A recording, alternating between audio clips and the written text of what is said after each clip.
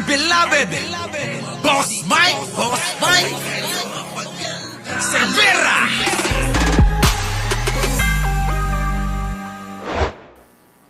Amy Marcos publicly appealed to her brother, the president, saying he knows the truth and should correct what described as false claims.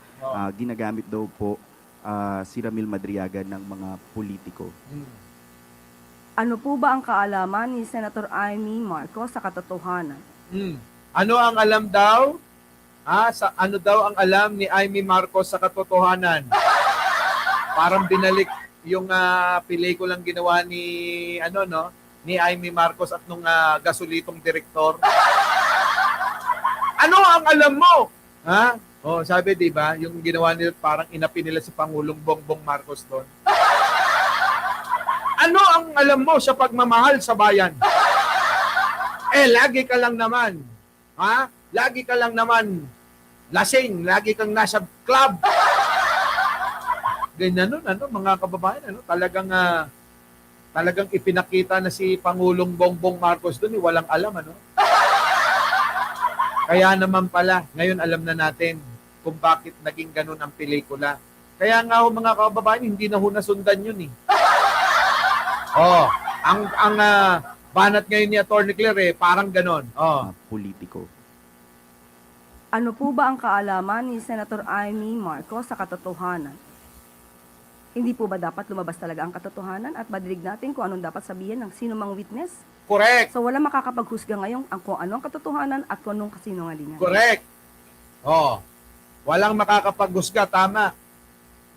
Kung hindi dapat, magpakita ka na, Sara Duterte. Huwag mo nang gamitin si Amy Marcos. Lumalabas yung pagkabobo. Huwag nyo nang gamitin kung sino-sino.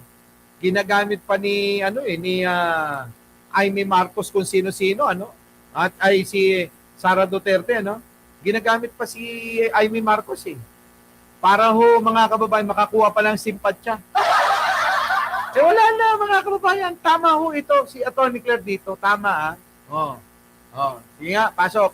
Today's briefing, Senator Amy Marcos publicly appealed to her brother, the president, saying he knows the truth and should correct what described as false claims. Ginagamit daw po si Ramil Madriaga ng mga politiko. Ano po ba ang kaalaman ni Senator Amy Marcos sa katotohanan?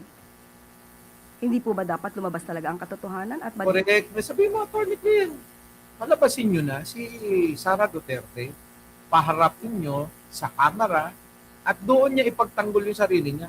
Hindi yung kung sino-sino nagtatanggol sa social media. Di ba? Samantalang nga si Sara, sabi ko nga kanina pa, hindi nga nagpapakita. Hindi press con. Hindi man lang sumasagot. Kahit man lang kay Banat Bay na lang makipag one-on-one. Para kapag nainis si Sara Duterte, napikon, pwede niya nang batukan. Di ba mga kababayan? Pwede niya nang batukan yung nangingintab niyang ulo. Di ba? Tuloy. Dig natin kung anong dapat sabihin ng sino mang witness. Correct. So wala makakapaghusga ngayon kung anong katotohanan at kung anong kasinungalingan. Correct. Kailangan na marinig natin ang sasabihin ng witness. Bakit? Witness ka ba? Babalina? Hindi porke mahaba-baba mo, lahat na sasabihin mo, pwede na. Hindi mga kababayan, hindi radar yung baba niya. Hindi radar yun. Oo, baba talaga yun. Ay, nako. Kaya nga mga kababayan, sagot ng kampo ni Ramil Madriaga ay eto.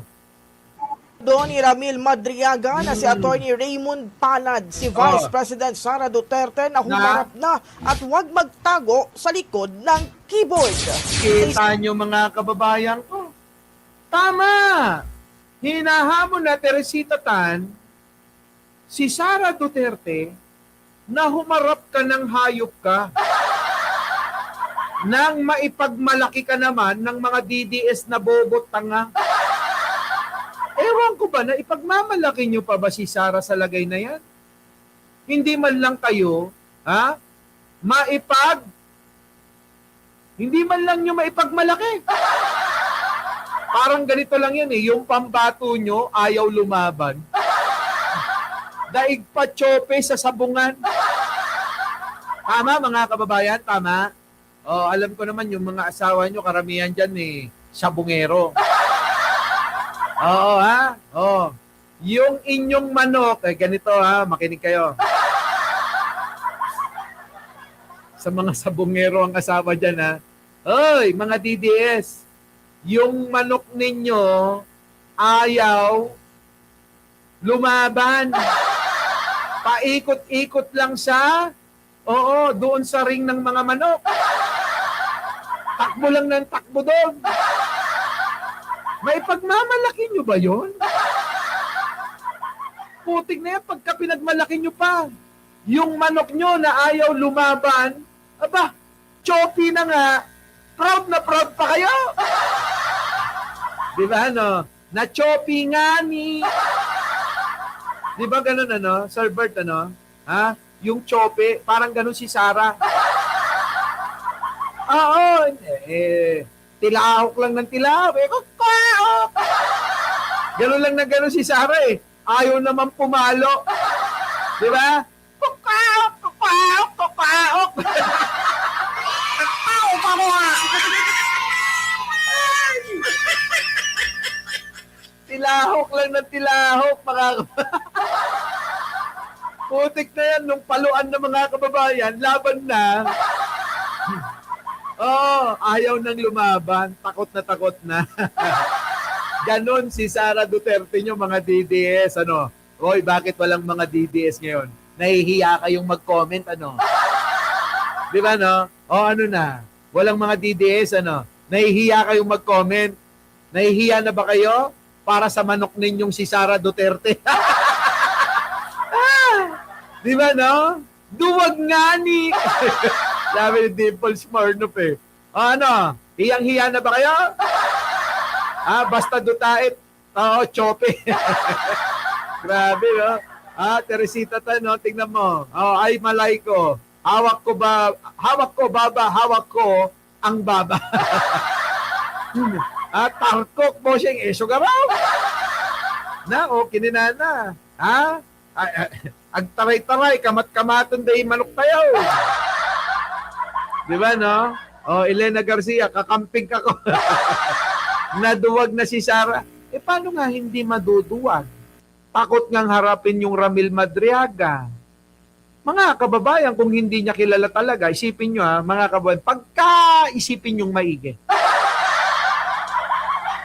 Sabi ni Ramil Madriaga, sabi ni Sara Duterte, hindi ko kilala. Basta ako, hindi ko kilala si Ramil Madriaga. Di ba sabi niya? Hanapin nga natin, Boss Mike. Nagiging natin yun, nagiging topic natin nung unang-unang panahon yun eh. Di ba? Ano sabi ni Sara Duterte? Basta ako, hindi ko kilala si Ramil Madriaga. Yun ang lagi sinasabi ni Sara Duterte. Nyari. Anyari, di ba? Ano na nangyari kay Sara Duterte niyan? Ito ba yun? Subok lang. Consult sa akin kasi hindi ko na iniisip ang impeachment sa panahon na yun. Hindi daw iniisip yung impeachment. Hindi yan, Boss Mike. Meron yan eh. Merong sinabing ganun. Di ba na sabi niya hindi ko kilala si Ramil Madriaga. Ewan ko kung naalala niyo pa yun, di ba? Basta alam ko yun, sinabi niya yun. Hindi ko kilala si Ramil Madriaga. Paulit-ulit niyang sinabi yun. Basta ako, sabi ko sa kanila, hindi ko kilala si Ramil Madriaga. Natandaan niyo ba yun? Di ba? Yun po yung lagi niyang bukang bibig noon eh. Nung unang araw. Noon pa, hindi ho ngayon. Nung mayabang-yabang pa siya, mga kababayan. Nung mayabang-yabang pa. Nung nuknukan pa ng yabang si Sara Duterte. Nawala na yung mga video na yun. Di ba? Tagal na kasi nun mga kababayan eh. Sinasabi niya yun eh, na hindi daw niya kilala si Ramil Madriaga. Oo. Basta ako, hindi ko kilala si Ramil Madriaga. Yun eh. Nasaan na ba yun? Hanapin ko lang saglit para inyong maintindihan. No? Alam nyo naman yung mga DDS, kailangan talaga na makita nila kasi pag wala daw prueba, wala eh. Ayaw nilang paniwalaan eh, no? Ayaw nilang paniwalaan. Oo. Nasaan na, Boss Mike? Oo, nasaan na? Nawala na yata eh. Oo, nawala na. Oo, todo tanggi siya, di ba? Todo tanggi. Oo, ewan ko kung naalala nyo pa yun eh. Kung naalala nyo, paki-comment nyo na lang. Oo, paki-comment nyo na lang mga kababayan. Ito ba yun? Mo perjury ni VP Sara nagpakilala. Tignan nyo! No, tignan nyo, sinampaan pa ng kaso na animal, ano? Basta yun na yun. Naalala nyo na yun, mga kababayan ko. Punta na natin to. Sinagot ni Palad ang depensa ni Vice Abogado ho ni Ramil Madriaga ay hinamon si Sara Duterte na ikaw, Sara Duterte, magpakita ka na sa kamera. Kung ikaw naman, talagang walang alam, kung ikaw naman, talagang sinasabi mo, sinungaling si Ramil Madriaga, patunayan mo. Dalin mo lahat yung abogado mong 16, 16, ano? Sama mo na si Torion. Diba? Isama mo na yung grupo ni Kibuloy. Diba? Sila Torion, diba? Dapat sinasama yun. Tuloy. President Sara Duterte sa mga aligasyong ibinato sa kanya ni Madriaga at anindigang hindi dapat maniwala sa isang bar flanker at kidnapping suspect.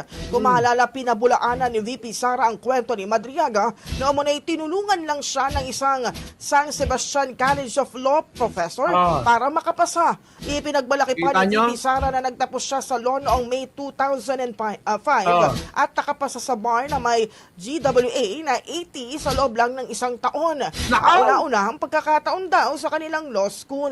Grabe no mga kababayan, ano? Ang tindi, no?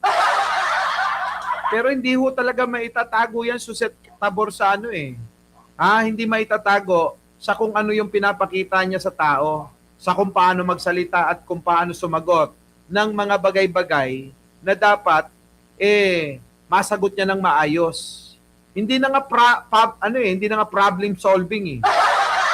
'Di ba? Hindi na problem solving 'yan. Kung hindi basic na lang. Hindi na rin ho abstract, baka lalong mabaliw 'yan. Kung hindi basic question na lang at basic answer na lang dapat ang isagot niya, hindi pa niya magawa. Sagot dito ni Palad, isang malaking insulto para sa mga hindi nakapasa sa bar na tawagin silang bar flankers, lalo na kung galing pa ito sa vice-presidente. Ang ganitong pananalita umano ay unbecoming ng isang abogado. Grabe, no? Ang tapang ng mukha ni Sara, no? Ininsulto mga kababayan yung mga hindi nakakapasa ng board. Kasi si Sara, mga kababayan, kung hindi lang ako nagkakamali, sa aking napanaginipan ko, na talagang dinaya niya lang yung pagiging abogado niya. Sa panaginip ko napanaginipan ko No? Ano kaya? Totoo kaya yung panaginip ko? Na dinaya niya lang yung kanyang pagiging abogado? Binili niya lang yung titulo ng pagiging abogado niya? Ginamit niya ba yung impluensya ng tatay niya? Di ba mga kababayan ko? Tapos ngayon, iniinsulto yung mga hindi nakakapasa sa bar exam, mga kababayan ko. Anya hindi batayan ng bar examinations sa character, dignidad at halaga ng isang tao. Hindi rin umano lisensya para kanino man, para maliitin ang mga hindi nakapasa sa bar. Correct, mga kababayan, wala tayong karapatan na maliitin ng sino man, lalong-lalo na kung abogado tayo. Wala ho tayong karapatan na maliitin yung mga hindi nakakapasa sa bar exam. Lalong-lalo na kung ikaw, Sara, binayaran mo lang naman yung pagiging abogado mo ayon sa aking panaginip, hayop ka. Sabi ni Palad, ang isang abogado na nakakuha ng 80% GWA ay hindi dapat naiintindihan ang dapat naiintindihan ang accountability na hindi Correct. Kita nyo, naiintindihan dapat daw ng, ibig sabihin, ng accountability. Si Sarah, alam niya ba? nagtatago sa likod ng keyboard. Ang dapat nyo? umanong gawin ni VP Sara, harapin ang publiko at huwag magtago sa likod ng computer screen. Kita nyo? Di ba mga kababayan? Ayan na. Paano na? Nagtatago sa likod ng baba ni Amy Marcos. Nagtatago sa likuran ng bingot ni Mike Defensor. Nagtatago si Sara Duterte sa ilalim ng piloka ni Harry Roque.